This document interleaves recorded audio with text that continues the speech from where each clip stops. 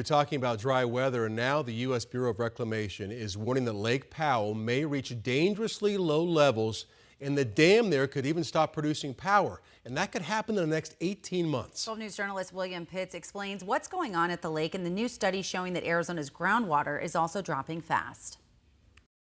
Lake Powell is expected to hit minimum power pool by December of 2026. That's the lowest level that water can still flow through the power plant at the dam. Below that, there are tubes to let water pass through, but they were never meant to run constantly. Those tubes sit below the power plant intake. They've barely ever been run. And when they were run last year, the water caused damage to the pipes. And if it drops below that, the Grand Canyon could literally go dry. So how did the lake get here when water levels looked pretty good last year? What happened is we had a terrible winter. And in other words, we didn't get enough snow to help the reservoirs recover. Sarah Porter with ASU's Kyle Center for Water Policy says it's just that simple. Not enough water and still too much use. In the past, we've been able to prop up the river with water from other reservoirs, but that can't happen forever. The total storage in the system, including other reservoirs, is somewhere in the 40%ish. Lake Mead and Lake Powell are down in the lower 30%ish. So that's to say there's not a heck of a lot of water available in the upstream reservoirs too. There's also not a heck of a lot of water in the ground. And this is early warning.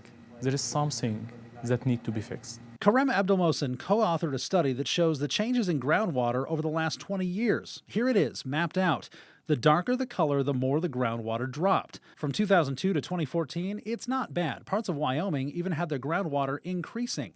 But when you slide over to the last 9 years, everything gets dark. Between 2015 and 2024, it's 3 times the rate of losses in the first decade. And groundwater doesn't come back, at least not fast. It takes decades, maybe centuries. Groundwater storage is our saving account.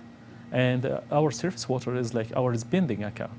And in our situation, actually, we are using both accounts in the same time. And anyone can tell you spending from both accounts is a sure way to go bankrupt. In the next 6 months, the upper and lower states along the river have to hammer out a new agreement for the Colorado River. The current agreement expires next year. Who gets what and where to cut? The trick is to balance all the water we have above and below the ground with everyone who needs it. William Pitts, 12 News. William, thank you.